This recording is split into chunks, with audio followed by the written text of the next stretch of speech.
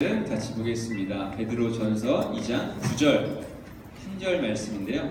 배점. 베드로전서 2장 9절 말씀입니다. 성경책 가져오신 분들은 성경책을 펴주시고 한 목소리로 같이 읽겠습니다. 함께 읽습니다. 시작. 그러나 여러분은 택하신 족속이요 왕같은 제사장들이요 거룩한 나라요 그분의 소유된 백성이니 이는 여러분을 어둠에서 불러내어 그분의 놀라운 빛으로 들어가게 하신 분의 덕을 선포하게 하기 위한 것입니다. 우리 한 번 더 선포하면서 읽겠습니다. 시작. 그러나 여러분은 택하신 족속이요 왕같은 제사장들이요 거룩한 나라요 그분의 소유된 백성이니 이는 여러분을 어둠에서 불러내어 그분의 놀라운 빛으로 들어가게 하신 분의 덕을 선포하게 하기 위한 것입니다. 아멘. 성전 재건 프로젝트에 대해서 여러분이 지쳐서 목사님 이제 그만해 주십시오 말하기 전까지 이 비전에 대해서 같이 나누겠습니다. 지난주에는 우리 성전에 대해서 나누었죠. 성전의 변천사에 대해서 먼저 함께 봤습니다. 슬라이드를 띄워주시면 최초의 성전은 돌단이었어요. 아브라함과 야곱과 그 족장들이 하나님을 예배하기 위해서 돌로 단을 세웠죠. 그 단을 세운 이후에 출애굽이 있었고 출애굽해서 광야에서 하나님께서 회막 혹은 성막이라는 것을 디자인해 주셨습니다. 그들이 설계를 하고 그곳에서 하나님을 만났죠. 회막, 성막. 그리고 다윗이 하나님의 집을, 성전을 짓고자 하는 마음을 품게 되고 그 소원은 아들 솔로몬을 통해 이루어지게 됩니다. 솔로몬의 성전이 세워지죠. 솔로몬의 성전은 이스라엘 백성들의 교만함과 완고함으로 인해서 바벨론과 아수르에 의해 무너지게 됩니다. 그래서 포로 생활을 하던 기간 중에 그들은 회당이라는 곳을 만들어서 그곳에서 하나님의 말씀을 읽고 서로 그 말씀을 묵상하며 토론했습니다. 그런데 하나님께서 여러 왕들과 또 사람들에게 예언자들에게 비전을 주셔서 성전을 재건케 하시는데 그 다시 재건된 성전이 바로 스룹바벨 성전입니다. 그런데 이 성전은 너무 아담하기도 하고 금세 무너지게 됩니다. 그리고 유대인들에게 호의를 사고자 했던 헤롯이 어마어마하게 큰 성전을 짓게 되는데 예수님 당시에 지어졌던 성전이 바로 헤롯 성전입니다. 그러나 이 성전도 돌 위에 돌 하나 남기지 않고 무너지게 되죠. 그리고 그 다음에 세워진 성전이 누구예요? 바로 여러분들입니다. 여러분들이 바로 예수님의 몸된 교회이자 곧 성전이라는 것이죠.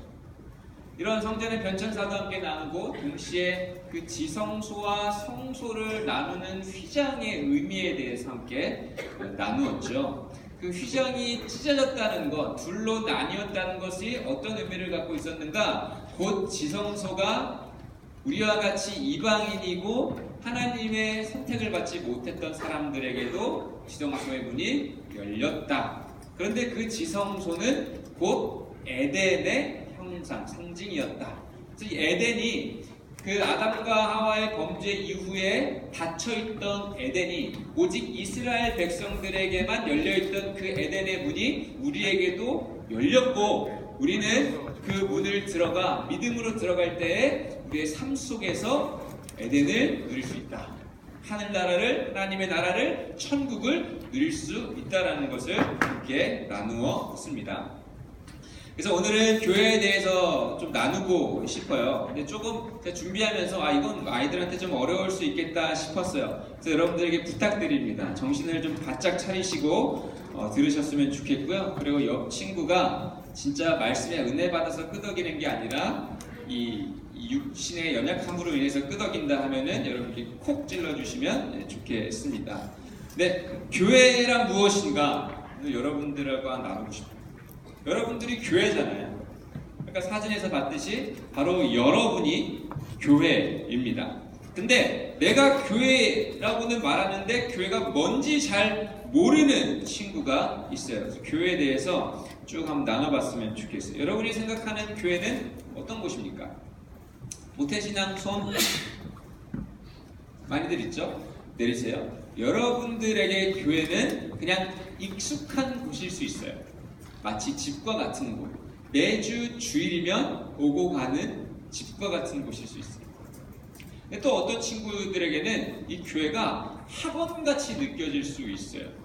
그래서 이런 얘기도 들었어요. 더 이상 교회를 안 나오는 친구들 이렇게 표현하더라고요. 목사님, 저 친구 교회 끊었어요. 교회는 뭐 등록금 끊고 이런 데가 아니에요. 이제 학원이나 그런 거죠. 네. 교회를 학원처럼 느끼는 친구들이 있을 수 있어요. 또 어떤 친구들은 그냥 교회 오면 친구들 만나는 게 좋아서 사교하는 장소라고 생각할 수도 있습니다.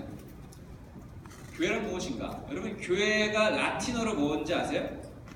에클레시아라는, 아마 여러 군데서 들어봤을 법한 단어이죠. 에클레시아. 에클레시아는 칼레인이라고 하는 헬라어, 그리스어로부터 유래가 됐는데요. 에크는 뭐뭐 밖으로입니다. 뭐뭐 밖으로. 그리고 칼레인은 부름받다, 부르다. 어떤 공간에서 건져내서 부름받은 것, 이것이 바로 에칼레인, 곧 에클레시아라는 거예요. 무슨 말인가? 하나님께서 우리를 어디선가 끄집어내셔서 부르셨는데 그 부름받은 사람들이 모인 곳이 교회라는 거예요. 그래서 많은 사람들이 얘기하듯이 교회는 건물이 아니다, 단체가 아니다, 그 공동체예요. 공동체. 그게 교회입니다. 밖으로 부름받은 사람들의 모임이라고 할 수 있어요. 이 교회에 대한 정체성을 아주 잘 설명하고 있는 성경 구절이 있는데 그게 바로 오늘 우리가 읽은 베드로전서 2장 9절의 말씀이에요. 한 번만 더 읽어보겠습니다. 시작. 그러나 여러분은 택하신 족속이요 왕같은 제사장들이요 거룩한 나라요 그분의 소유된 백성이니 이는 여러분을 어둠에서 불러내어 그분의 놀라운 빛으로 들어가게 하신 분의 덕을 선포하게 하기 위한 것입니다. 여기서 우리는 이 교회를 이루는 각 성도의 정체성에 대해서 발견하게 됩니다. 선택받은 사람, 왕같은 제사장, 그리고 거룩한 나라, 하나님의 소유라는 거예요. 그리고 이 사람들의 특징이 하나 있는데 바로 어둠이라는 곳에서 불러내어 놀라운 빛, 개역개정에서는 기이한 빛에 들어가게 하셨다라고 말씀하고 있습니다. 그래서 우리는 어둠에 거하는 사람들이 아니라 빛에 거하는 사람들입니다. 한번 여러분 오른손을 가슴에 얹어주세요. 그리고 저를 따라서 이 믿음의 고백을 해주셨으면 좋겠어요. 따라, 나는 하나님의 선택받은 사람이다. 나는 왕같은 제사장이다. 나는 거룩한 나라의 백성이다. 나는 하나님 거다. 나는 어둠이 아닌 빛에 거하는 사람이다. 그리고 하나님의 아름다운 덕을 선포한 사람이다. 이게 하나님께서 여러분들에게 부여하신 새로운 정체성입니다. 옆 사람 한번 봐주세요. 정말 소중한 사람이에요. 왜 웃어? 소중한 사람처럼 봐주세요. 이게 나만이 아니라, 자, 반응이 별로 안 좋네. 자, 손 꺾고, 너는 하나님께 선택받은 사람이야. 왕같은 제사장이야. 거룩한 나라의 백성이야. 하나님 거야. 빛에 거하는 사람이야. 하나님의 덕을 선포하는 사람이야. 그게 내 정체성이고 내 정체성이야. 그게 하나님께서 우리를 부르신 부르심입니다.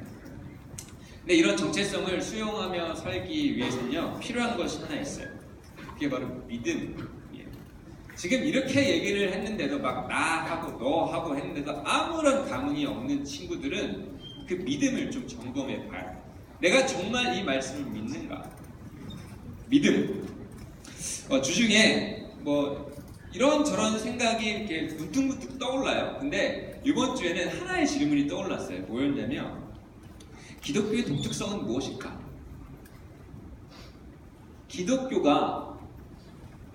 그리스도교가 다른 종교와 다른 점은 무엇인가? 이런 문득 이 질문이 떠올랐어요. 여러분, 기독교가 다른 종교와 다른 결정적인 차이가 뭘까요? 바로 믿음이더라고요. 믿음. 물론 다른 종교들도 믿음에 대해서 이야기를 합니다. 그런데 이 기독교가 말하는 믿음과는요, 본질적으로 달라요. 다른 종교, 제가 일반화시켜서 조금 좀 불편한 마음이 있지만, 다른 종교, 타 종교의 믿음은 어떤 존재에게 무엇을 구하고 그것을 받을 것에 대한 믿음에 국한된 경우가 많이 있어요. 내가 구했으니, 뭐 기우제를 드리고 뭘 했으니, 조상들에게 제사를 드렸으니 나에게 형통함을 주시고 평안함을 주시고, 뭔가 구하고 받는 그 안에서 이제 이 믿음이 역할을 하는 거예요. 아주 제한적인 믿음이죠. 그런데 기독교가, 그리고 성경이 말하는 믿음은 달라요. 세 가지가 다른데, 첫 번째, 기독교가 말하는 믿음은 인격적이에요. 인격적이에요. 어떤 의미인가? 여러분, 하나님께서 우리에게 기대하시는 것은 하나님을 향한 신뢰입니다.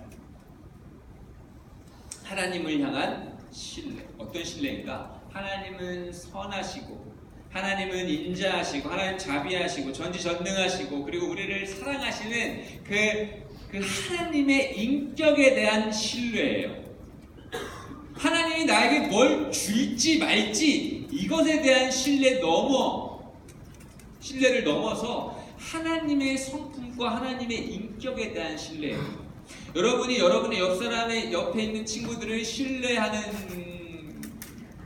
잘못된 얘기인 것 같아요. 아무튼 여러분이 정말 신뢰하는 그 사람을 신뢰하는 것처럼 인격적인 관계 속에서 서로를 믿는 것, 이것이 하나님께서 우리 그리스도인들에게 요구하시는 첫 번째 믿음의 특징이에요. 두 번째, 기독교 믿음은요, 계시적이에요.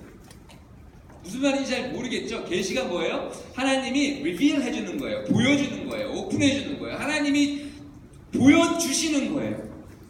여러분, 믿음이란 우리가 만들어내는 것이 아니에요. 성경은 분명히 말해요. 믿음은 하나님의 선물이라고 합니다. 이 믿음은 어떻게 형성이 되는가? 하나님께서 우리에게 하나님의 성품을 계시해 주세요. 알려주세요. 숨어 계시지 않으시고, 나는 이런 사람이다, 나는 질투하는 하나님이다, 나는 인자하고, 나는 자비하고, 나는 공의롭고, 나는 죄를 미워하는 하나님이다 라고 분명하게 가르쳐 주세요. 계시해 주셨어요. 그리고 그 계시한 것을 믿는 믿음이 바로 기독교입니다. 그래서 우리는 보여주신 만큼 하나님을 알 수 있고, 보는 만큼 하나님을 알 수 있어요. 그 하나님에 대한 지식이 바로 우리 믿음의 기초가 되는 것입니다. 여러분, 사람은요, 알면 알수록 서로 못 믿어요. 그런데 하나님은 알면 알수록 더욱 믿음직스럽습니다. 이렇게 믿음이 깊어지고 자라가는 것이 바로 기독교 믿음의 두 번째 특징이에요. 그리고 세 번째 결정적인 특징이 하나 있는데, 그것은 믿음이 우리 구원의 근거가 된다는 거예요.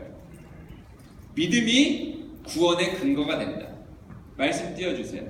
믿음에 대한 말씀이에요. 그냥 제가 떠오르는 것만 적었는데도 이 정도예요. 오직 의인은 믿음으로 말미암아 살되 영접하는 자 곧 그 이름을 믿는 자는 하나님의 자녀가 된 권세를 주셨으니, 하나님 세상에 전 사랑하사 특생을 주셨으니, 이는 그를 믿는 자마다 멸망치 않고 영생을 얻게 하라 하시니, 내가 복음을 부끄러워하지 않으니 이 복음은 모든 믿는 자에게 구원주신 하나님의 능력이 됨이라. 먼저 유대인에게 그리고 헬라인에게로다. 그리고 예수께서 이르시되 나는 부활의 생명이 나를 믿는 자는 죽어도 살겠고 무릇 살아 나를 믿는 자는 영원히 죽지 아니하리라. 이것을 내가 믿느냐? 믿는 자. 우리의 구원은 믿음에 달려 있어요. 믿음에.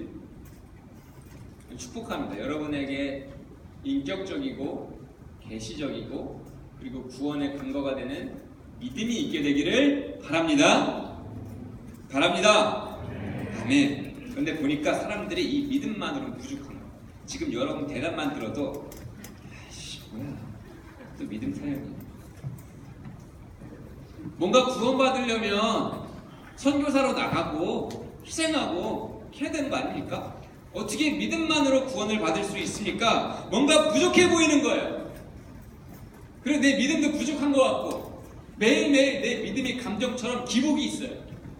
높아졌다, 낮아졌다, 깊어졌다, 약해졌다. 어떻게 이렇게 불완전한 믿음이 구원의 근거가 될 수 있는가? 라고 자문할 수 있습니다. 그래서 우리는 계속 증거를 구하고 표적을 구해요. 여러분, 그 학생들이 가지고 있는 신앙적인 고민 중에 가장 큰 고민이 뭐냐면 제 생각에는 하나님을 아직 못 만났다라는 거예요. 이 기도 제목들 보면 하나님 꼭 만나고 싶어요. 수련회 가면 꼭 하나님 만나고 싶어요. 여러분, 하나님과의 만남을 어떻게 정의합니까? 그냥 찬양하다가 마음이 찡하고 눈물이 쭈르륵 흐르면 하나님 만난 거예요? 아니면 내 인생에 고민이 있었는데 그 고민이 해결이 됐어. 그럼 하나님 만난 거예요? 뭐가 도대체 하나님을 만난 건데요? 근데 그 전에 좀 더 본질적인 질문을 해봅시다. 그럼 하나님 만나는 게 뭔 줄 아세요? 그럼 모세 시대 때 모세 곁에 있던 장로들은요, 하나님 만나는 게 두려워서 도망했던 사람들이에요. 하나님 부르셨는데 무슨 못 가겠어요. 모세 당신만 가십시오. 그러면 하나님 만나기를 꺼려했단 말이에요. 근데 왜 오늘날 사람들이 이런 하나님과의 만남, 어떤 감정적인 체험을 그렇게 갈망을 하는가? 여기 시대적인 영향이 있어요. 여러분, 지금 여러분이 살고 있는 시대는요, 개인적인 경험이 매우 중요한 시대예요. 이 경험이 매우 이 우선순위에 있어서 매우 위에 가 있어요. 그래서 모든 것을 직접 경험해 봐야 실제 한다고 인정하는 세대가 바로 여러분들의 세대예요. 내가 경험하기 전까지는 하나님이 살아계신 것을 인정하기가 어려운 거예요. 여러분, 경험이 이성마저도 이겨버리는 세대입니다. 근데 여러분, 하나님과의 만남이 이 믿음을 갖는데 도움이 되는 것은 틀림이 없어요. 저도 정말 놀라운 과정을 통해서 하나님을 분명히 만났고, 그리고 여러분들에게도 그런 하나님과의 만남을 주선해 주고 싶어요. 그래서 수련회도 하고, 수련회를 위해서 기도하는데 그 제1 기도 제목이 뭐예요? 우리 친구들이 이번 캠프를 통해서 하나님을 만나게 해주십시오. 그렇죠, 선생님? 네. 이 선생님들의 선생님이 졸고 계신 것 같아가지고 제가 여기 불렀어요. 그게 우리의 소원이에요. 여러분들이 수련회에서 하나님을 만난다는 게. 그리고 아울리치도 왜 아울리치가요? 여러분들이 그 선교지에서 역사하시는 하나님을 만나기를 원하는 거예요. 슬라이드 하나 보여주세요. 그래서 저희가 몽골 아울리치를 하는 거예요. 저 배경이 뭔지 아세요? 몽골 밤하늘이래요. 너무 멋지죠? 제가 또 이번 주에 또 몽골에 한다는 저만 또 3번을 들었어요. 저는 이제 그만 들어도 되는데 막 계속 말씀해 주시는 거예요. 몽골에 어떤 한국 사람이 그 야크 있잖아요. 야크에 그 간 먹고 흑사병 걸려가지고 격리되고 있다는 그런 광고가, 그런 이제 기사가 나왔었고요. 또 그 이제 연예인 중에 몽골 조직폭력배한테 납치당할 뻔했던, 우리 몽골이라는 단어 막 뜨는 거예요. 그리고 목요일에는 목요어머니 기도회 하는데 그 강사님이 오셨어요. 와서 얘기해 주는데 이분이 몽골 선교사로 준비하고 계신데요. 그래서 몽골에 대한 이런 이야기를 잔뜩 해주시는 거예요. 그래서 제가 기도해서 하나님 저한테 말고요, 우리 학생들한테 좀 얘기해 주세요. 왜 가요? 하나님 만나기 위해서. 별들을 보면서 아브라함이 만났던 하나님, 살아계신 하나님 만나는 거예요. 네 자손이 저 하늘의 별처럼 많을 것이다. 하나님의 말씀의 그 생명력을 느끼기 위해서 어리씩 하는 거죠. 그런데 만남이 전부는 아니에요. 확실히 하셔야 돼요. 만남이 전부는 아니에요. 하나님을 정말 가까이서 깊이 만나고 수많은 기적을 체험한 사람들이 있어요. 대표적인 사람들이 두 부류가 있는데 첫 번째가 출애굽한 사람들이에요.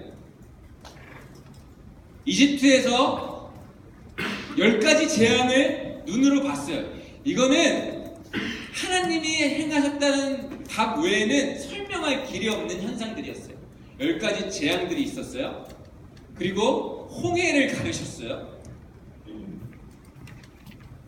쓴 물을 단물로 만드셨어요. 바위에서 물이 샘솟게 하셨어요. 독사에 물렸는데 저 노뱀을 보니까 보기만 해도 나았어요. 이런 기적들을 정말 많이 경험한 백성들이 왜 한 사람도, 아니 두 사람 빼고, 왜 가나안 땅에 못 들어갔냐면 믿음이 없어서. 그렇게 하나님을 깊이 경험하고 기적들을 체험하고 하나님의 음성도 듣고 그 시내산에서 구름과 천둥 번개할 때 하나님의 그 위험 있는 목소리를 다 들었음에도 불구하고 하나님 믿지 않았던 거예요. 신뢰하지 않았던 거예요. 그래서 하나님께서 시험했던 거예요. 만남이 전부가 아니에요. 제자들 보세요. 그렇게 3년을 예수님과 주구장창 좋으나 싫으나 따라다니고 같이 먹고 말씀을 듣고 했는데 결국 십자가 근처에 누가 있었어요? 제자들 다 도망갔습니다. 만남이 전부가 아니라는 거예요.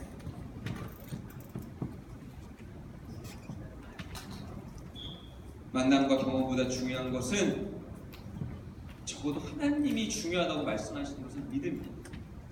그래서 히브리 기자가 이렇게 말합니다. 믿음이 없으면 하나님을 기쁘시게 할 수 없습니다. 그러므로 하나님께 나아가는 사람은 하나님이 계신 것과 하나님이 살아계신 것, 그 두 번째 하나님을 간절히 찾는 자에게 상 주시는 분임을 믿어야 합니다. 근데 우리는 이 두 번째밖에 안 믿는 거예요. 하나님이 중요하게 여기시는 것은 믿음입니다. 사실 오늘 본문이요 여러 차례 바뀌었어요. 예, 저는 설교를 준비할 때 월요일부터 이번 주일은 세이노트라는 게 있지만 이번 성경 프로젝트잖아요. 월요일부터 어떤 말씀을 준비할까 고민을 했어요. 성전에 대해서 얘기했으니까 이 성전 안에서 행해지는 예배에 대해서 잘 이제 정리해서 얘기하면 좋겠다.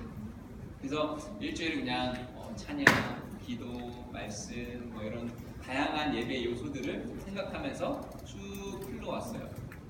그런데 문제는 어제 파스월십이었던 것 같아요. 파스월십에서 그냥 마음을 주시는데 초대교회에 대해서 나누고 싶은 마음을 주시는 거예요. 초대교회의 모습. 그래서 사도행전 2장 찾아봤어요. 초대교회의 모습. 기도하기를 힘쓰고 가르침을 받고 통용하고 이런 내용들. 그래서 그렇지. 우리가 하나님의 성전으로 부름받았으니까 그 성전의 모양인 교회, 그 초대 모델 그거를 함께 나누면 좋겠다. 사도행전을 해야지. 저는 말씀을 묵상했어요. 근데 묵상하는데 그건 그냥 교회의 표면적인 모습이 아닌가? 교회의 진짜 정체성, 교회란 무엇인가에 대해서 나눠야 되는 거 아닌가? 그래서 예수님이 처음으로 교회라는 단어를 사용하시는 말씀을 생각하게 되고 그게 마태복음 16장 16절이었어요. 그래서 13절부터 19절까지 말씀을 그래 이 말씀이다. 말씀을 보는데 막 감동이 있는 거예요. 그래 이 말씀이다. 그래서 이제 주 초부터 묵상한과는 전혀 거리가 먼 말씀을 어제 집에 10시 반에 도착해서부터 이제 머릿속에 그리기 시작했던 거예요. 그래서 막 그리면 저는 이제 브레인스토밍을 하거든요. 막 브레인스토밍을 하고 이제 어느 정도 이제 딱 나왔어요. 나와서 이제 오늘 아침에 새벽에 일찍 와서 원고를 적기 시작하는데 서론이 4페이지인 거예요. 서론이 4페이지인 거예요. 제가 어제 말씀 묵상했던 그 내용들은 아직 들어가지도 않았는데 제가 평소에 4장, 3장 준비하거든요. 근데 이미 서론에서 4페이지를 차버린 거예요. 그래서 오늘 예배 시작하기 10분 전에 죄송합니다. 본문을 바꿔야겠습니다. 그래서 나온 게 오늘 본문이에요. 오늘 본문이에요. 믿음. 근데 너무너무 감사했던 것 같아요. 왜냐하면 이렇게 앞서 쭉 준비했던 내용들을 이제 어떻게 가면 되냐면 쭉 거꾸로 가면 돼요. 근데 거꾸로 가는데 이게 다 연계성이 있는 거예요. 특별히 오늘 말씀, 왕 같은 제사장, 택하신 족속, 거룩한 나라, 소유된 백성, 이 네 가지 정체성은요, 그리고 선포하는 그 선교사적인 정체성은요, 그 초대교회의 성도들이 가지고 있던 모습들과 아주 깊이 하나하나 연결이 되어 있어요. 그런 것들을 나중에 좀 보도록 하겠습니다. 다시 본론으로 들어와서, 여러분, 하나님께서 여러분에게 기대하시는 것은 다른 어떤 것이 아니라 믿음입니다. 이건 확실히 아셔야 돼요. 이 세상에 무슨 일이 일어나도 하나님은 선하시다라는 믿음이 필요합니다. 예레미야에서 요즘 굉장히 무시무시한 말씀들을 하고 계시죠? 그 말씀들이 설령 우리의 삶 가운데 실제로 이루어진다고 할지라도 우리 하나님은 의로우시고 선하시고 공의롭다는 그 믿음, 하나님은 틀림이 없다는 믿음, 하나님은 실수가 없다는 믿음, 이 믿음을 하나님께서는 기뻐하신다는 것입니다. 그럼 저에게 참 어려운 고난들이 있었어요. 사람 다 고난 있죠. 근데 정말 이해하고 싶지 않은 상황도 있었어요.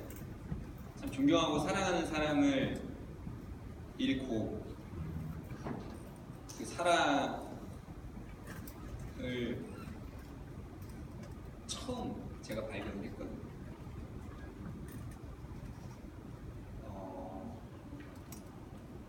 정말 이해가 안 됐어요. 멘붕, 혼란. 그때 성령께서 제 마음을 터치하시면서 한 문장을 계속 선포하고 외치고 있어요. 제가 그 사건이 있은 후로 새벽 예배 막 설교를 하고 다른 사람 다 들어갈 때까지 있다가 설교 기도 때는 조용히 하다가요, 사람들 없을 때 막 소리 지르면서 기도했어요. 근데 그렇게 기도를 할 때 하나님께서 주신 한 문장, 그래도 하나님은 선하시다. 내가 이해할 수 없는 일이 내 눈앞에서 벌어졌지만 그래도 하나님은 선하시다. 이 성령의 감동으로 이 고백을 계속했어요. 그래도 하나님은 선하시다. 그래도 하나님은 선하십니다. 그래도 하나님은 선하십니다. 하나님은 실수가 없으십니다. 하나님은 모든 것을 합력하여 선을 이루실 수 있는 분입니다. 이렇게 고백을 했어요. 그 고백으로 어려웠던 시기를 극복할 수, 아니 견뎌낼 수 있었던 것 같습니다. 여러분 상황에 어떤 일들이 벌어지고 있는지 잘 모르겠어요. 알고 싶어요. 그런데 하나 분명히 하십시오. 어떤 일이 일어나는지 하나님은 선하십니다. 그 하나님의 선하심에 대한 믿음을 가지고 계시기를 바라요. 여러분, 경험이 여러분을 구원하지 않습니다. 여러분을 구원하는 것은 예수 그리스도를 믿는 믿음입니다. 그리고 그 믿음이 깊어질수록 여러분들의 삶에 구원의 기쁨과 감격이 넘치게 될 줄 믿습니다. 나아가 그 믿음으로 서로 연결되어서 공동체로 세워질 줄 믿습니다. 우리 함께 기도하겠습니다.